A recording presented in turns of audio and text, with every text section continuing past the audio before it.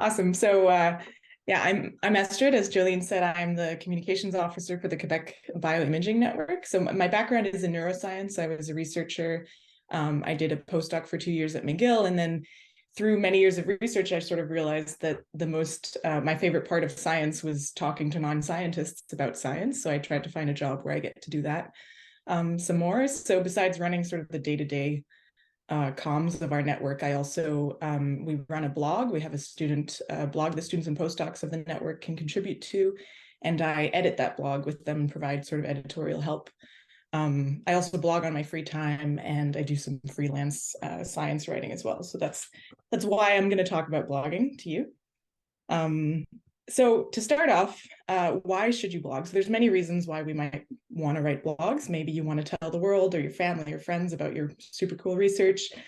Maybe you want to improve your science communication skills or improve your general writing skills as well. Maybe you want to be a better academic writer, which you can learn to do through any type of writing, really. Maybe you want to learn to understand your own research better by writing about it. Maybe you want to add something to your CV. Maybe your program or your institute or your granting agency or your supervisor told you that you should. All of these are valid reasons to blog. And I hope I'll convince you that regardless of what the reason is, that it'll benefit you in some way if you do choose to start blogging. So one of the most important things to talk about is that blogging is obviously not academic writing. They're very different. And one of the things that I think is most fun about blogging is that there are no rules. You can basically do whatever you want if you're blogging. You make your own rules. There aren't strict, referencing guidelines, and you don't have to do intro, conclusion the same way that you've been taught in school to write an essay. There aren't a lot of rules. There are, of course, structures that you can follow to make it better. But if you want to add a joke, you can do it. If you want to write grammatically incorrect sentences to really hammer a point down, you're allowed to do that.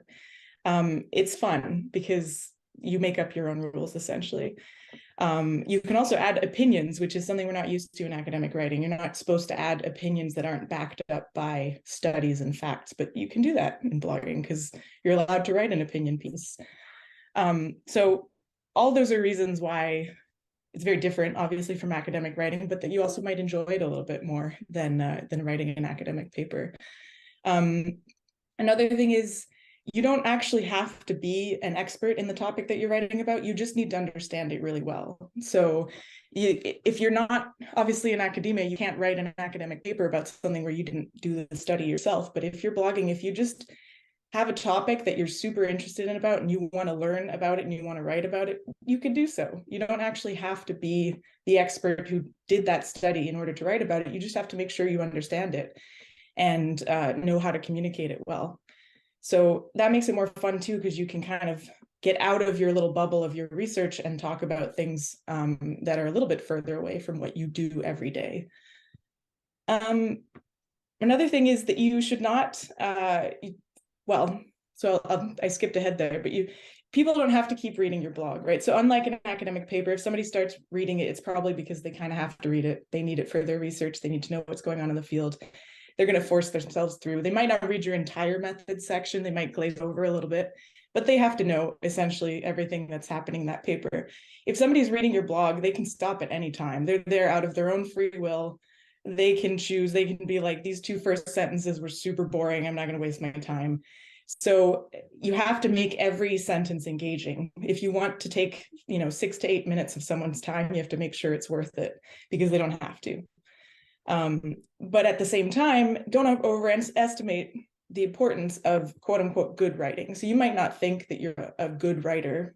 Maybe your high school, writing teacher told you this might not be the job for you. But it's really not all that important. The important thing is that the content is engaging and that you understand what you're talking about. A very well-written piece can still be super boring if the content is boring, and an okay written piece can still be really interesting if you have a cool topic that lots of people are interested in. So don't assume that you're a bad writer and that you shouldn't be blogging because of it. If you choose to start blogging, you'll practice and you'll get better over time. The way I see it, so the most important sort of difference between academic research and writing for the public is the difference in the Zoom, right? So in academic research, we're constantly zooming further and further in on a specific topic, and we're trying to learn everything there is to know about this particular area of research. And when we do that, we spend a lot of time explaining what and how we do, which, because it's always under scrutiny, you need to have your methods under control, and there's reviewers who are going to criticize you if you don't do things right, which is obviously super important, but it's easy in that case to lose sight of why are we doing what we're doing. And that is what makes your research interesting to someone who's not involved in it. That's the why is what makes it interesting to the public. And so when you are writing for the public, you want to really zoom out and contextualize your research and think about, why are we doing this? Why are we spending taxpayer dollars on this particular topic of interest? And why does someone want to spend their time reading about it when they don't have to? And doing this exercise is not only good for your writing and for the reader who gets to understand more about your research, it'll also help you understand your research better by really thinking about it, because we're not often forced to do that in academia, to really think about why we're doing what we're doing. We just think about how to do it and how to get it done, how to get a paper published, right? So the why is what we should focus on if we're communicating to the public. So tell me about your research, right? This is kind of an overwhelming question that, you know, anyone could ask you at any time, and you're going to be like, oh my goodness, there's so much to my research, I don't know where to start. But it's okay, because there's tons of cool things about your research that you could talk about. And the best thing to keep in mind is that a good article is at most one idea at a time. You don't have to write your entire PhD thesis in a blog post. And if you do, it probably won't be very interesting, and it'll be extremely long and people will lose interest.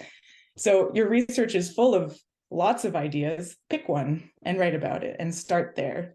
And that also gives you more content if you want to keep blogging. You've got tons of ideas that you can write about in the future.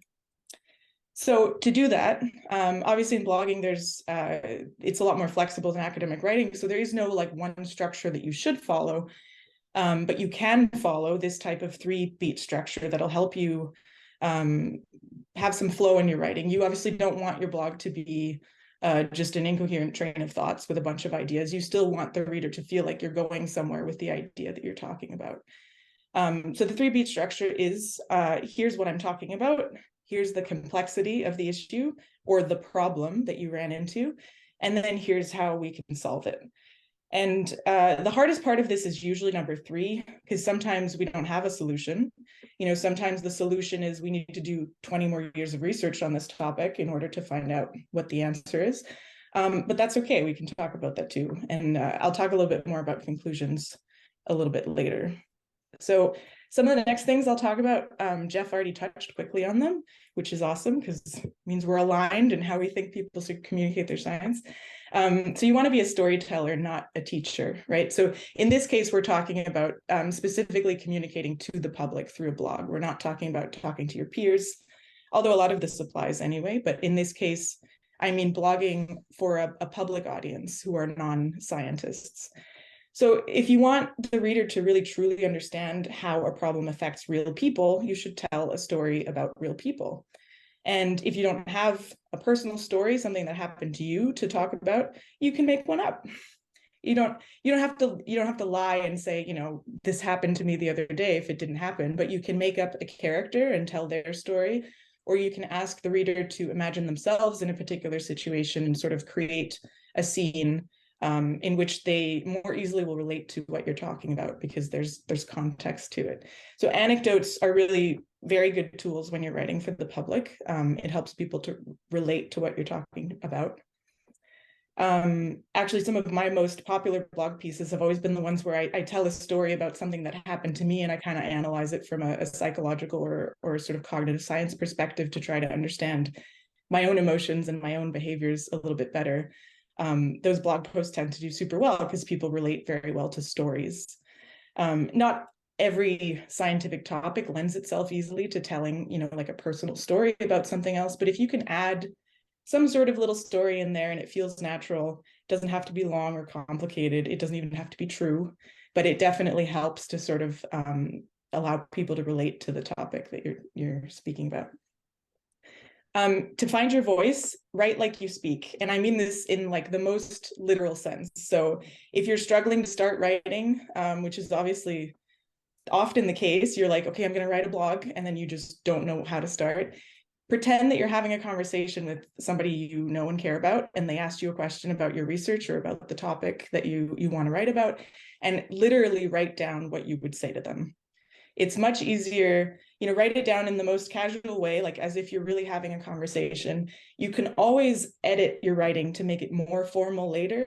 That's much easier to do than it is the other way around. It's much easier to make your writing more formal than less formal.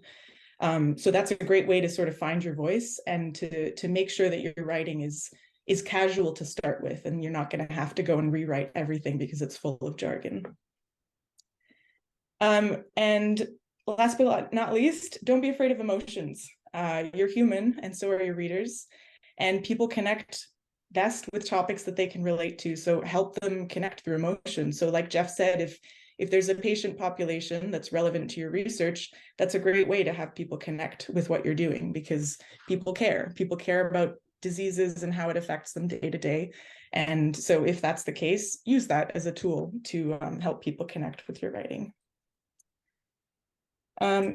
Super important. Sorry, my thing isn't changed. There we go. Super important is to explain things. Don't dumb them down, right? Readers are really not looking for a dumbed down version of a topic of interest. They want a really good explanation of complex issues. If you leave out the complexity, it'll become boring, and the tone might be a little bit condescending because you removed all the juicy, good, interesting content. So don't ever dumb things down. Just try to find a way to explain it. You don't want your audience to feel like you're talking to them like they're children, because they're not. So a good way to say this is to be scholarly but not scholastic. I learned that from a workshop I went on at some point, and I liked it. Avoid jargon. Obviously, you probably hear that all the time. Introduce only the most essential complex words and find better ways to explain others. Most jargon, has an explanation. In most cases, you can find a better way to say something than to use a complex word for it. In some occasions, you might want to still use that word later on in your text, in which case, make sure that you've explained it and people know what it is, so that when you refer to it again, they're not lost. But if you can, just avoid it all the time. So usually you don't really need the jargon words. So I wanted to give at least one example. This is a sentence that a student had written in I think it was a lay audience abstract of their work. I think it was the introductory sentence in there. And she wanted to turn her lay abstract into a blog post. And so we started with this sentence and looked at how we could sort of change it, make it a little bit more approachable. So by any means, it's a pretty good sentence. For a scientific paper, no one would have had any qualms with this sentence. So healthy aging is typically marked by declines in episodic memory and alterations in memory-related brain function. However, it remains unclear if males and females show distinct patterns of memory decline in aging. So again, perfectly good sentence in a scientific paper, but there are things we can do to make it a little bit easier to read for a non-expert audience. So if we wrote it this way, inevitably, we all start to lose our memory when we age, especially our memories of personal events and the rich contextual detail known as episodic memory. A still unsolved question is how men and women differ in the way that their memory declines over time, and whether we can see such differences when we look at the brain. So in this case, we've helped the reader relate to the topic by reminding them that memory decline happens to everyone. So we say we all suffer from this problem. So immediately everyone can relate to it, because we're all headed there eventually. We've removed the jargon episodic memory. We haven't removed it completely. It's still there. Because to shorten your text, you might want to use words like that, but you have to, if you define them clearly, a word like episodic or a term like episodic memory, as long as you define it, you could continue to use it, but you could also just get rid of it altogether, because we can explain it by saying memories of personal events and the rich contextual detail. But you don't want to be saying that every time you mention it. So define it, and then you can perhaps use it again. We didn't remove any of the complexity of the sentence. We just sort of tried to explain it. So I hope that illustrates at least a couple of the things that I mentioned so far. So to move on, I mentioned conclusions are hard. I think we all can agree on that. Conclusions are always hard to write.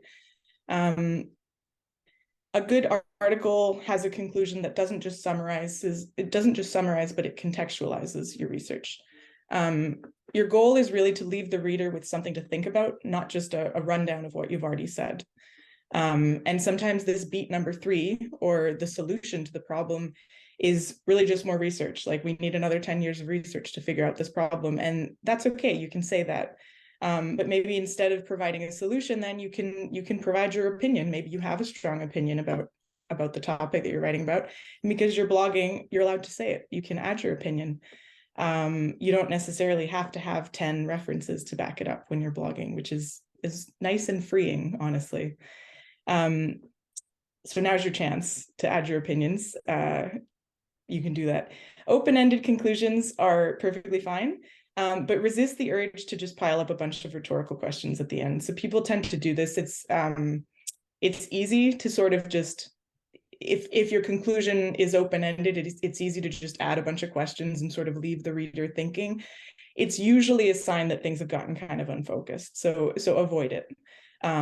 It's okay to leave things open-ended, but you don't want to just put a bunch of questions at the end. You want to leave them with something to think about.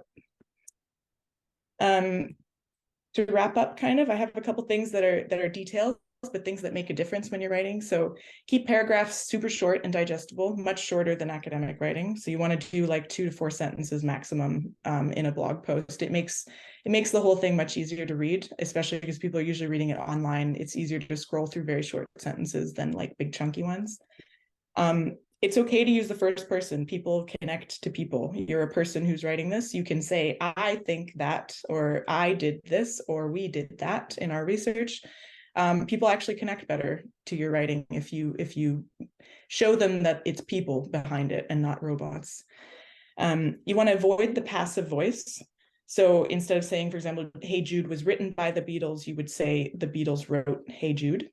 The reason for this is just the passive voice tends to distance the subject from the action, and using it too much can make a piece seem kind of flat and uninteresting.